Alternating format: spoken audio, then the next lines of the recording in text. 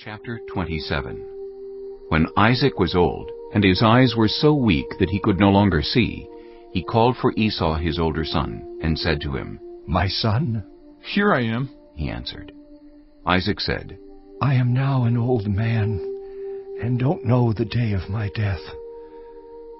Now then, get your equipment, your quiver and bow, and go out to the open country to hunt some wild game for me.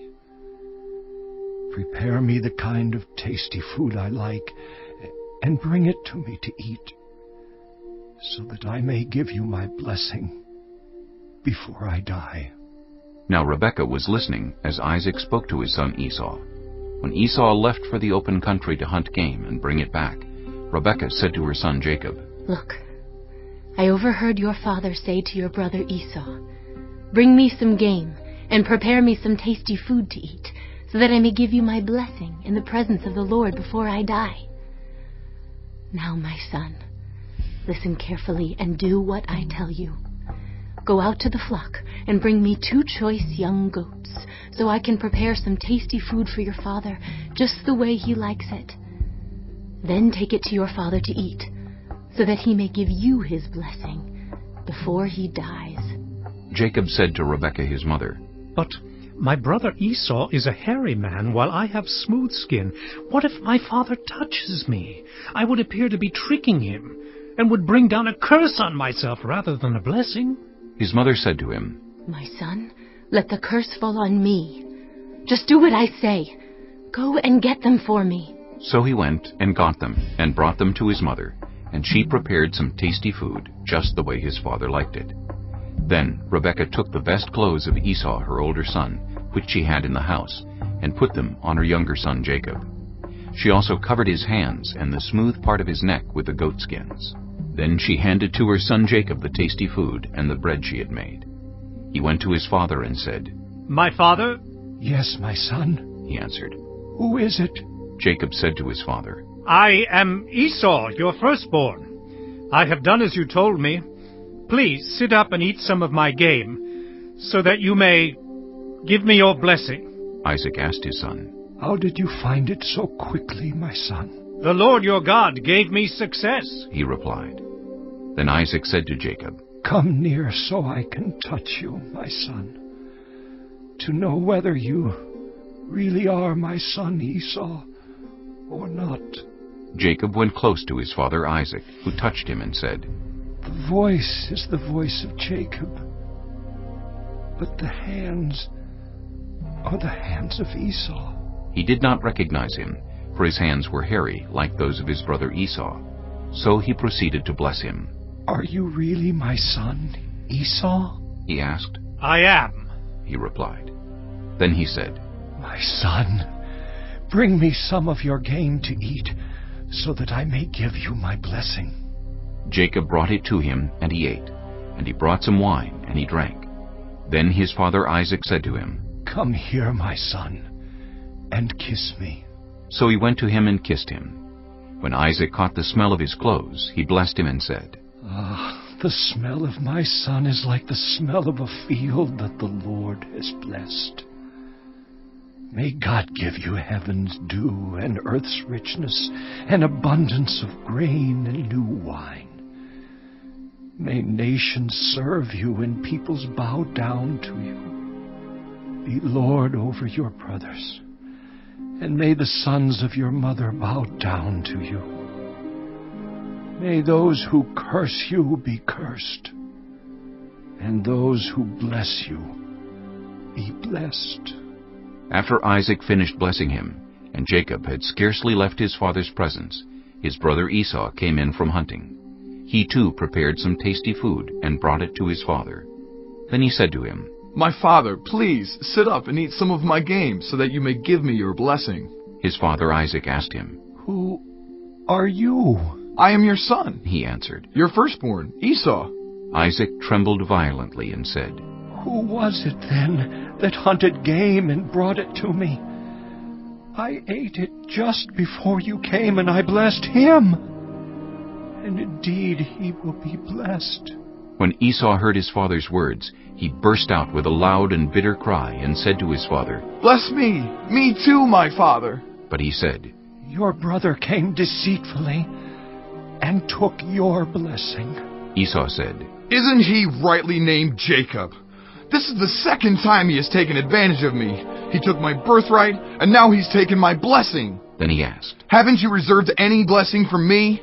Isaac answered Esau, I have made him lord over you, and have made all his relatives his servants, and I have sustained him with grain and new wine. So what can I possibly do for you, my son? Esau said to his father, "Do you have only one blessing, my father? Bless me too, my father." Then Esau wept aloud. His father Isaac answered him, Your dwelling will be away from the earth's richness, away from the dew of heaven above. You will live by the sword, and you will serve your brother. But when you grow restless, you will throw his yoke from off your neck. Esau held a grudge against Jacob because of the blessing his father had given him. He said to himself, The days of mourning for my father are near.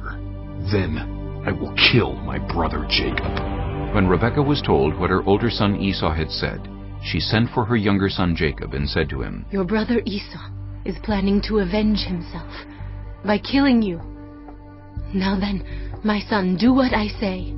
Flee at once to my brother Laban in Haran. Stay with him for a while until your brother's fury subsides. When your brother is no longer angry with you and forgets what you did to him, I'll send word for you to come back from there. Why should I lose both of you in one day?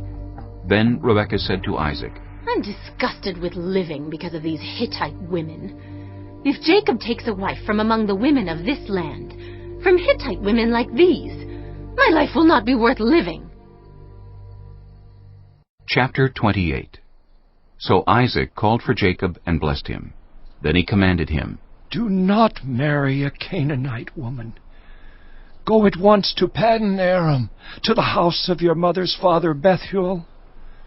Take a wife for yourself there, from among the daughters of Laban, your mother's brother.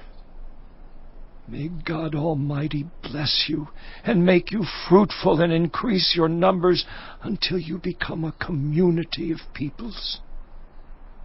May He give you and your descendants the blessing given to Abraham, so that you may take possession of the land where you now reside as a foreigner, the land God gave to Abraham. Then Isaac sent Jacob on his way, and he went to Paddan Aram, to Laban, son of Bethuel the Aramean, the brother of Rebekah, who was the mother of Jacob and Esau. Now Esau learned that Isaac had blessed Jacob, and had sent him to Paddan Aram to take a wife from there, and that when he blessed him he commanded him, Do not marry a Canaanite woman, and that Jacob had obeyed his father and mother, and had gone to Paddan Aram. Esau then realized how displeasing the Canaanite women were to his father Isaac. So he went to Ishmael and married Mahalath, the sister of Nebaioth, and daughter of Ishmael, son of Abraham, in addition to the wives he already had. Jacob left Beersheba and set out for Haran. When he reached a certain place, he stopped for the night because the sun had set. Taking one of the stones there, he put it under his head and lay down to sleep. He had a dream in which he saw a stairway resting on the earth, with its top reaching to heaven, and the angels of God were ascending and descending on it. There above it stood the Lord, and he said, I am the Lord, the God of your father Abraham, and the God of Isaac. I will give you and your descendants the land on which you are lying. Your descendants will be like the dust of the earth, and you will spread out to the west and to the east, to the north and to the south. All peoples on earth will be blessed through you and your offspring. I am with you, and will watch over you wherever you go, and I will bring you back to this land. I will not leave you until I have done what I have promised you.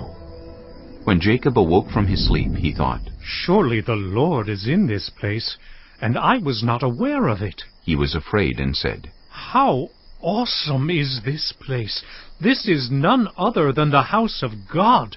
This is the gate of heaven.